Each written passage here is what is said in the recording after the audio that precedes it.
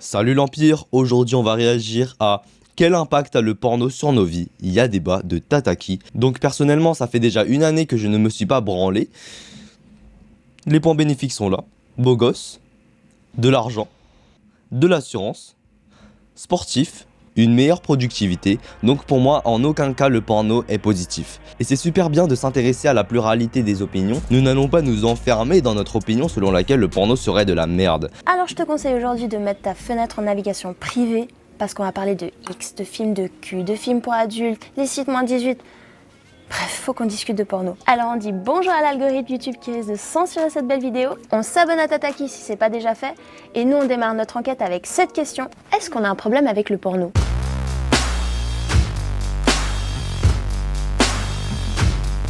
Je suis sûre que grâce à internet, t'as vu plus de paires de nichons et de paires de que tous tes ancêtres réunis. Le truc c'est que même si beaucoup de personnes en regardent, genre beaucoup, c'est quand même un sujet qu'on aborde assez rarement dans la vie de tous les jours. Et il y a quand même pas mal de questions à se poser. Genre, qui utilise le bouton partage sur les sites porno ? Je veux des noms. Puis c'est quoi ce délire de fantasmer sur les belles-mères et les belles-sœurs ? Ou encore, est-ce que le porno a un impact sur notre vie sexuelle ? Cette dernière question, je vous l'ai posée sur Insta et Facebook.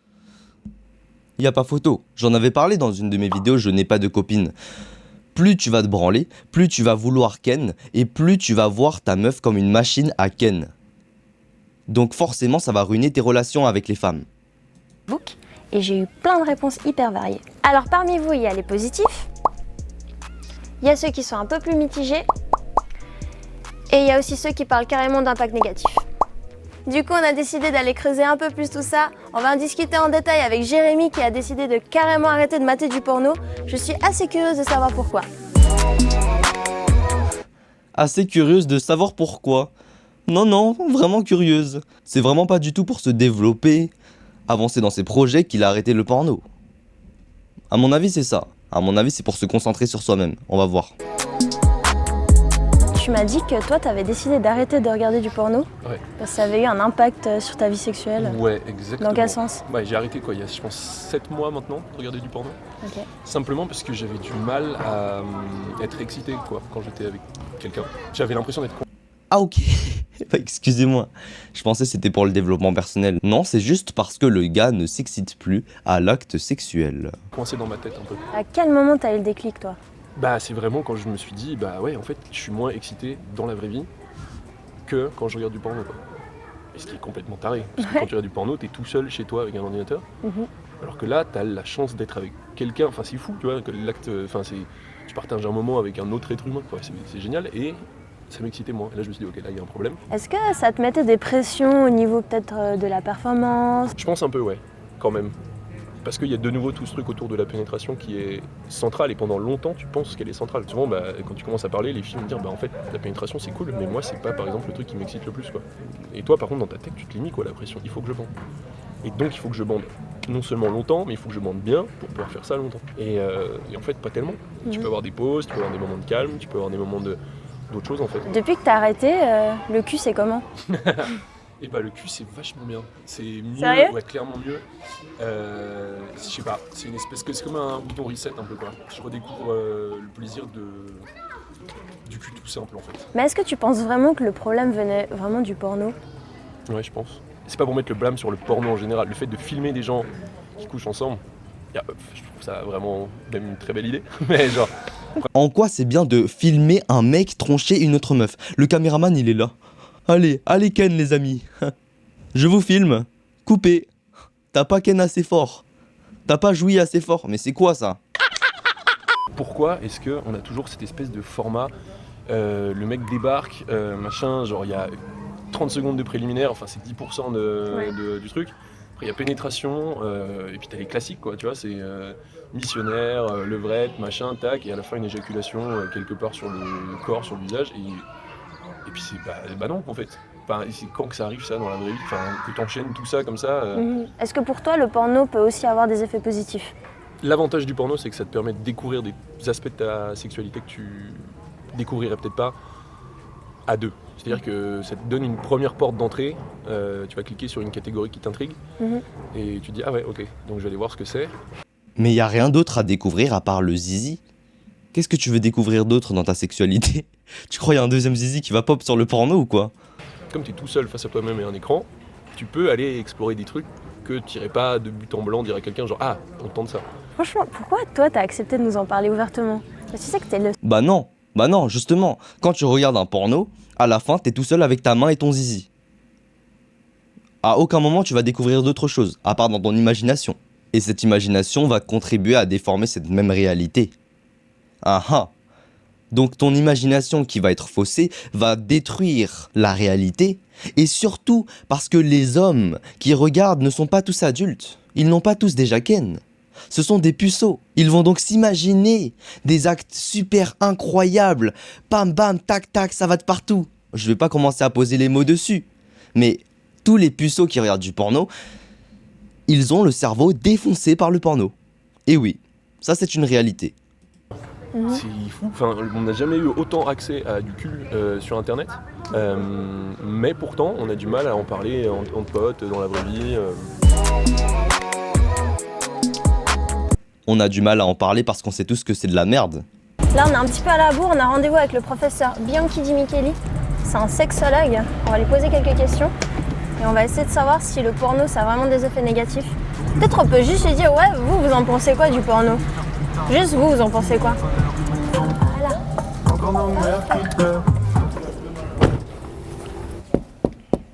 Bonjour docteur. Bonjour. Nous, on a décidé de vous rencontrer parce qu'on prépare justement ce sujet sur la pornographie. On entend beaucoup de choses sur la pornographie et ses effets sur les gens. Mais quand dit la science, est-ce que la science confirme que ça a des effets négatifs sur les gens? En général, on pense toujours que la pornographie est la cause de problèmes émotionnels, que la pornographie provoque l'addiction, que la pornographie c'est mal, que la pornographie provoque des dysfonctions sexuelles. C'est assez intéressant de savoir qu'il y a des études qui ont bien nuancé cet effet négatif. Des grands spécialistes dans les grands journaux ont clairement montré dans leurs études que le désir ne va pas toujours du mauvais sens, que parfois la pornographie a un effet positif. Typiquement, on a rencontré un jeune homme, on a discuté avec lui, et lui il disait que depuis qu'il a arrêté de regarder du porno, il a eu des effets bénéfiques sur son corps, sur sa libido. Oui. Les études ont montré que c'est surtout les personnes qui attribuent à la pornographie une valeur négative d'emblée, où ils ont intégré le fait que la pornographie c'est mauvais, c'est dangereux, c'est déviant. Ceux-là sont ceux qui le plus souvent ont des conséquences négatives. Alors qu'il y a d'autres qui ont une relation à la pornographie plus positive ou non négative, ils ont souvent une excitation qui apparaît, des idées aussi qui apparaissent. Et je ne fais pas l'éloge à la pornographie, mais je relate en fait que certaines personnes ressentent un effet positif. Merci beaucoup, c'était super. Oh, c'est très intéressant ce que le médecin vient de dire. Cela voudrait dire que le porno originellement n'est pas négatif, mais c'est parce que t'as des youtubeurs Red Pill, à la Kylian Sensei, à la Michael Vu, je m'inclus dedans parce que je sais que j'ai des termes vraiment Red Pill aussi, c'est parce qu'il y a des youtubeurs comme ça que le porno est associé à la négativité. C'est vrai les gars, je vais vous poser une question. Est-ce que juste avant d'avoir connu le nofap, avant de regarder, vous savez, ce genre de youtubeur qui va vous conseiller d'arrêter de vous branler, est-ce que vous avez réellement senti des points négatifs à votre activité de branlette? Ça, c'est extrêmement intéressant. Pour moi, j'ai arrêté de me branler il y a 1 an parce que justement, c'est cette notion de temps et de productivité qui m'intéressait beaucoup plus.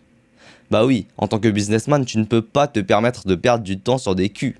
Tu dois travailler. Mais pour quelqu'un qui jouerait aux jeux vidéo, pour quelqu'un qui scrollerait sur TikTok, il n'y a aucun souci. Si tu ne regardes pas le genre de contenu nofap, arrêtez de vous branler, vous êtes des merdes et tout. En vrai, reste dans ta zone de confort, il n'y a aucun souci, continue à te branler si ça te fait plaisir.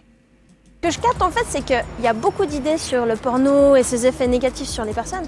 Mais finalement, ce que le docteur il disait justement, c'est qu'il n'y a aucune étude, mais aucune étude qui prouve qu'en fait le porno, ça a des effets négatifs sur les personnes. En fait, au final, le porno, c'est pas mauvais en soi, mais ce qui pose problème, c'est quand ce qui est représenté en fait dans le porno, ça rentre un peu en contradiction ou en conflit avec ton système de valeurs. Et franchement, j'aimerais bien en discuter avec une meuf. Ah, tu me suis ? Salut Alicia, Salut. quelle vision t'as du porno? En tout cas pour le porno mainstream, La dégaine de leurs idées. les représentations en fait des femmes, personnes trans et non Je suis sûr que c'est féministe ça. Ah, j'ai entendu trans. C'est sûr c'est du féminisme LGBT. Je ne critique pas, attention, je constate. binaires, elles sont hyper péjorées et qu'il y a toujours ce truc de construire son désir en fonction de celui de l'homme en fait.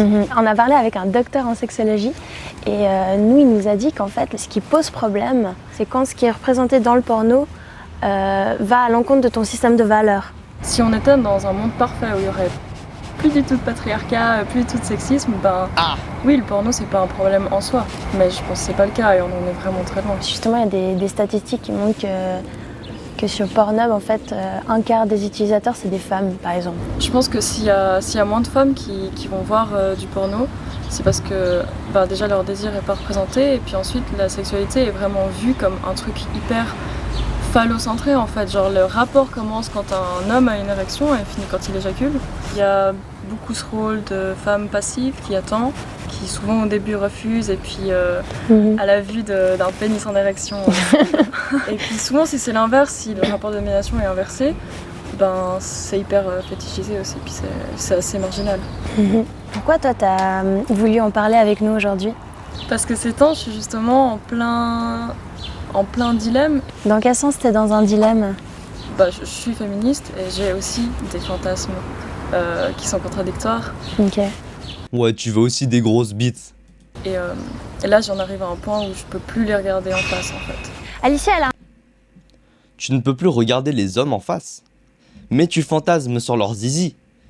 Oh, l'hypocrisie. un regard assez critique sur le porno. En fait ce qui lui pose vraiment problème c'est ce qui est représenté dedans. Au niveau de la femme, au niveau de la soumission, de la domination. Et ça c'est marrant parce que c'est des remarques qui reviennent assez souvent dans nos recherches. Et moi j'ai bien... Oh, attention, les gars. Arrêtez de vous mentir. Il y a une épée. Attendez, je vais vous montrer pourquoi l'homme domine dans l'acte sexuel. Il y a une épée, un bouclier. C'est l'épée qui attaque. C'est l'épée qui rentre dans le bouclier. Qui est-ce qui attaque? C'est l'épée ou c'est le bouclier? C'est le pénis ou c'est le vagin? La question elle est vite répondue. recherche. Et moi j'ai bien envie d'aller confronter l'industrie du porno à toutes ces remarques. Ce serait trop cool d'avoir des porn stars, des sites de qui acceptent d'y répondre. En Suisse, il faut savoir que parmi les 10 sites, et moi j'ai mission de la domination. Et ça c'est marrant parce que c'est des remarques qui reviennent assez souvent dans nos recherches. Et moi j'ai bien envie d'aller confronter l'industrie du porno à toutes ces remarques. Ce serait trop cool d'avoir des porn stars, des sites de qui acceptent d'y répondre. En Suisse, il faut savoir que parmi les 10 sites web les plus visités, 4 sont des sites de... C'est malade, non? C'est devant Instagram et Twitter. Ok, en tout, je pense qu'on a écrit à... Parmi les 10 sites web les plus visités, 4 sont des sites de cul. 4 sont des sites de cul. En Suisse, c'est tous des chiens. Les gars, les femmes ou les hommes, n'allez pas en Suisse pour chercher des hommes de haute valeur. Les plus visités, 4 sont des sites de... C'est malade, non? C'est devant Instagram et Twitter. Ok, en tout, je pense qu'on a écrit à une dizaine de sites porno. Là, il y a le vice-président d'Xhamster qui nous a répondu. Il y a 3-4 trucs sur lesquels j'aimerais qu'on revienne. Première chose, c'est quand on lui a fait remarquer qu'une personne sur 4 qui visitait les sites étaient des femmes. Lui, il voit ça comme une opportunité. Il parle de growth market, donc d'un marché en pleine croissance. En fait, ça rappelle juste que c'est une industrie, finalement. Parce que s'il développe du porno pour femmes, comme il dit, c'est parce qu'il y a de l'argent à se faire, tout simplement, derrière. Un deuxième truc qui m'a fait tilter, c'était sur ces notions de soumission et de domination de la femme. Lui, il me dit un truc assez intéressant, c'est que contrairement à ce qu'on pourrait penser, c'est les femmes qui aiment et recherchent plus de contenu agressif, donc genre gangbang, public sex. C'est quoi du public sex? Nous, on a vérifié, il y a plusieurs sources qui vont dans ce sens. Je vous les mets en lien dans la description. Alicia critiquait pas mal le fait que c'était pas assez diversifié, que les diversités sexuelles n'étaient pas assez représentées. Et là, il nous parle d'un truc qu'on n'a pas trop abordé en fait depuis le début de cette enquête, c'est le porno amateur. C'est vrai que quand on parle de porno, on a toujours cette vision d'un média qui impose un contenu à des consommateurs, alors qu'en réalité, en fait, tout le monde peut uploader des vidéos. D'ailleurs, le gars, il déconne même sur le fait que n'importe qui avec un smartphone a déjà fait une sextape. T'en as déjà fait une? Les sites de cul, c'est bon. Maintenant, on va essayer d'appeler les pornstars, j'ai très peur. Là, je viens d'envoyer un message à Anna Paulina. Je viens de lui écrire sur Instagram, j'espère qu'elle va me répondre. Allez, Aphrodite, je le sens bien. Encore Comebox, purée! Il y a Anna Paulina qui m'a répondu.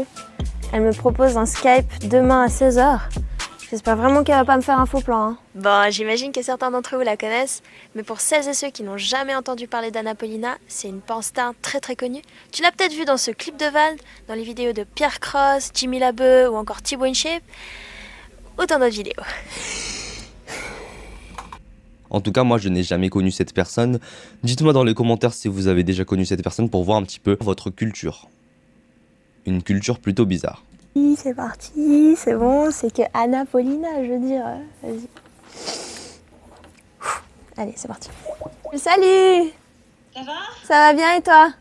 Oui, enchantée. Enchantée, merci beaucoup d'avoir répondu à mon message. Et ça fait combien de temps que tu fais ce métier?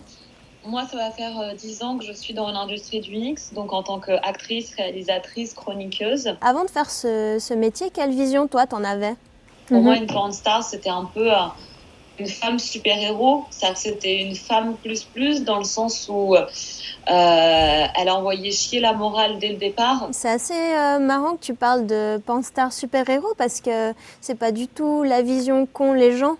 Je pense qu'il y a évidemment 80% de cette planète qui s'imaginent que les filles du X sont des garages à bites. Enfin, je cite des termes très vulgaires, mais c'est les termes que les gens emploient. Donc, je pense qu'il ne faut pas avoir peur de les réutiliser. Ouais, t'as l'impression que justement qu'on diabolise pas mal le porno? On diabolise complètement le porno. Je pense qu'il serait très important, avant tout, de ne pas oublier qu'il s'agit d'une fiction de plaisir. C'est de la représentation imagée et déformée de la sexualité.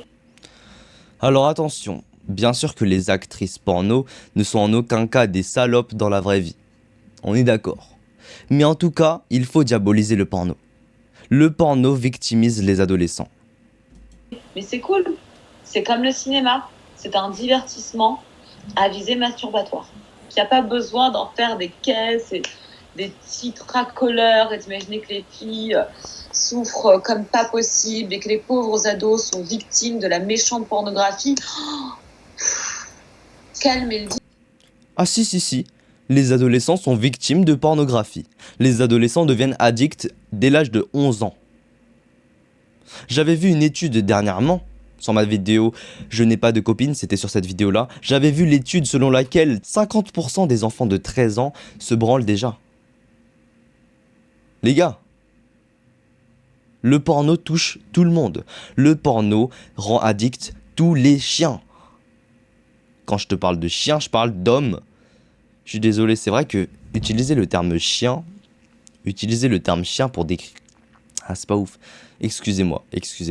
Mais pour vous dire que les hommes qui se réduisent à se branler tous les jours sur des filles qu'ils ne peuvent pas avoir, ça détruit le cerveau.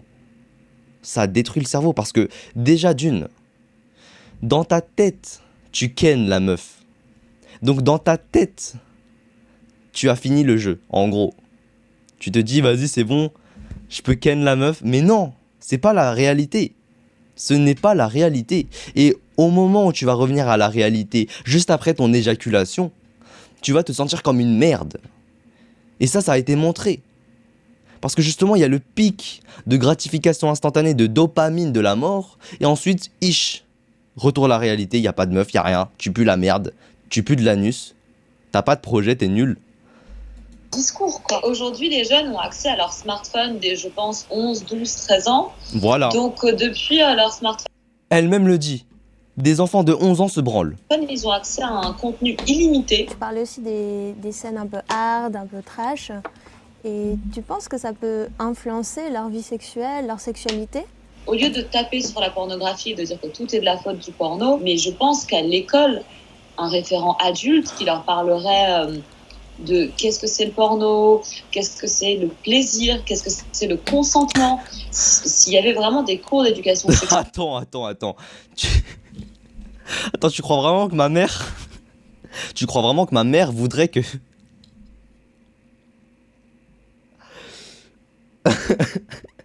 Tu crois vraiment que ma mère voudrait que...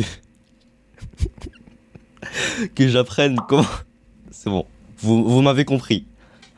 Sexuelle, déjà, ce serait un premier pas énorme. J'ai fait passer un petit sondage sur mes réseaux et puis un peu avoir l'avis des personnes. Et justement, j'avais des filles surtout qui m'avaient répondu oui, il faut aussi quand même se rendre compte que le double fist anal, c'est pas réel. Ah non, mais quand on parle de double fist anal, de double pénétration, tous ces trucs-là, ah mais ça c'est de la performance pornographique, c'est encore autre chose, ce n'est pas fait pour être reproduit à la maison. T'as l'impression que les gens, ils mélangent les deux, souvent ?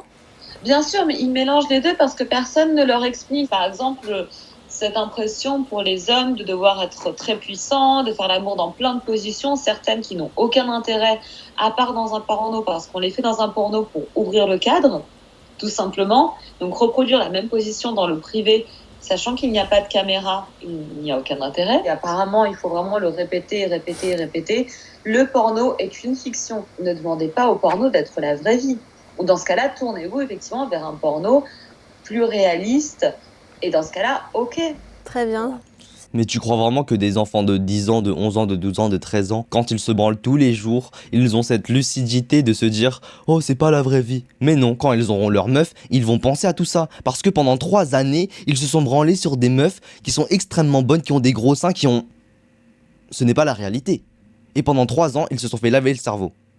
Bien qu'ils savent que ce n'est pas la réalité, quand pendant 3 ans, tous les jours tu te branles, l'effet y est. Ne crois pas que tout le monde est vacciné. Et encore, les gens qui vont me dire, bah, c'est marqué sur Pornhub, avoir 18 ans ou plus, tu peux accéder, tu n'as pas 18 ans, c'est bon, tu peux partir. Mais tu crois vraiment qu'un enfant de 11 ans, quand il a déjà vu un cul, il ne veut pas continuer à se branler ? Il va y aller, le gars. On s'en fout, il a 18 ans pour lui. Il va bien sûr cliquer sur « j'ai 18 ans » pour continuer à se branler. Je pense que c'était une belle conclusion. Il faut juste préciser un truc, c'est que les personnes avec lesquelles on a discuté sont des personnes qui viennent de l'industrie du porno qu'on appelle mainstream. Donc c'est un porno qu'on dit commercial, qui est diffusé sur les grosses plateformes, qui est très normé, qui est très codé. Du coup, je me suis posé la question de savoir s'il n'y avait pas une autre manière de faire du porno. Et dans mes recherches, je suis tombée sur un collectif qui s'appelle Oil Productions. Ça vient de Lausanne, donc c'est suisse, c'est local. Et c'est un collectif qui dit produire du porno éthique et dissident. Mais ça veut dire quoi, porno éthique et dissident ? On a rendez-vous avec eux à Lausanne et on va leur poser la question. Ça consiste en quoi, Oil Productions ? C'est un collectif en fait de production de films pornographiques éthiques. Dans quel sens éthique ? Éthique, en fait, c'est au niveau du processus de production. Ça n'a rien à voir avec les images qu'on souhaite montrer. C'est vraiment comme si tu prends l'exemple de la nourriture, tu manges bio et local. Ben, nous, on fait du porno bio et local. D'accord. Par exemple, dans ce qui est mis en scène dans le porno, que ce soit dans le porno mainstream ou alternatif, est-ce qu'il y a une différence ? On a un film Porno, que ce soit dans le porno bio et local. de la nourriture, tu manges bio et local. Ben, nous, on fait du porno bio et local. D'accord. Par exemple, dans ce qui est mis en scène dans le porno, que ce soit dans le porno mainstream ou alternatif, est-ce qu'il y a une différence ? On a un film où il y a quelqu'un qui se travestit. En fait, c'est des gens qui sont venus vers nous pour réaliser un de leurs fantasmes. Donc, il y a vraiment cette question de l'authenticité en fait, de ce qu'on veut montrer. C'est pas nous qui sommes allés chercher sur Internet des gens en disant on veut faire un film avec quelqu'un qui se travestit. Et au niveau du scénario aussi, est-ce qu'il y a des trucs qui changent ? Parce que souvent, tu sais, la partie drague, elle est complètement expulsée dans le porno. On n'essaye pas forcément de scénariser quelque chose, on n'a pas de storyboard et puis on y va au feeling en fait. Et puis, pour rester authentique justement. Ouais, pour rester authentique. Et puis les gens en fait, les performeurs qui sont devant la caméra, on va pas avoir de directives, ok il faut faire ça maintenant, il faut faire une levrette maintenant, etc. Il y a vraiment une espèce de volonté des gens de voir des choses réelles, plus qu'à une époque. Et du coup, je pense que c'est en train de prendre le dessus maintenant. Nous, on a fait quelques recherches et on a vu qu'il y avait des statistiques sur Pornhub Suisse qui montraient que parmi les utilisateurs, seulement 24% étaient des femmes. Mais je pense aussi que beaucoup de femmes qui regardent du porno n'osent pas dire qu'elles le font. C'est plus compliqué pour une femme de dire qu'elle aime un porno où tu as des femmes qui se font un peu maltraiter et dominées, alors qu'en fait, chacun a ses fantasmes et tu peux aimer te faire dominer comme pas du tout. Je vous avais parlé de ce sondage où il y avait beaucoup de personnes qui se plaignaient des représentations en fait, des femmes dans le porno. Vous en pensez quoi ? Qu'ils ont peut-être pas assez cherché non plus, pour de vrai. Parce que si on explore bien toutes les plateformes, franchement, il y a beaucoup de choses. Mais en fait, il y a quand même une question de représentation des femmes, pas que dans le porno, en fait, dans tous les films, dans la publicité, et dans plein d'autres choses. Donc si on veut aller au cœur du problème, je pense que c'est pas dans le porno qu'il faut commencer. Donc selon elle, le porno éthique serait un porno où on ne t'impose pas et tu agis comme tu le veux. En gros, en fait, tu te filmes en train de ken. C'est juste ça, quoi. Mais pour moi, le porno éthique, c'est déjà un oxymore. Parce que tu opposes une pratique où tu vas filmer 2 parties intimes à quelque chose d'éthique. À quel moment, déjà, une fille doit montrer sa chatte devant le monde entier? Déjà là, non mais c'est... Je comprends pas, mais tu te filmes en train de ken. Comme vous voulez, appeler ça du porno éthique, du porno bio, du porno... Ça y est, on vient de finir cet épisode de Y'a débat. S'il t'a plu, tu lâches un like. Mais pars pas tout de suite parce que j'ai encore quelques questions à te poser. C'est vrai que consciemment ou inconsciemment, on a tous des préjugés sur le porno. Ça en fait fantasmer certains, mais ça soulève aussi pas mal de questions. Et je trouve que c'était assez cool d'avoir eu l'occasion de pouvoir en parler et de poser surtout un autre regard sur le sujet. Par exemple, moi, j'ai jamais eu l'occasion dans les cours d'éducation sexuelle d'avoir une personne qui me parle du porno. Je sais pas si c'est la même pour toi, donc je te pose un petit sondage juste là et tu me donnes ton avis. N'hésitez surtout pas à donner vos avis en commentaire, à poser des questions. On lit tout, on répond à tout le monde. Moi, je vous donne rendez-vous dans 2 semaines. En attendant, abonnez-vous à Tataki si ce n'est pas déjà fait. Activez la petite cloche pour recevoir la notification. Super belle vidéo, on va liker. Mais pour revenir sur le sujet de est-ce qu'on devrait appeler des professeurs de porno qui nous en parlent, c'est ridicule. Mais encore une fois, c'est extrêmement cool d'explorer différentes opinions, d'écouter les autres opinions que celles du développement personnel, celles des mâles alpha, qui te diraient que le nofap c'est extrêmement bien et que le porno c'est de la merde. Super belle vidéo. En tout cas, moi je vais continuer sur ma journée, je vais continuer à ne pas me branler. Et les gars, arrêtez de vous branler. Je sais que si tu fais partie de ma communauté, tu ne te branles pas, donc pas de soucis. Allez, salut l'Empire.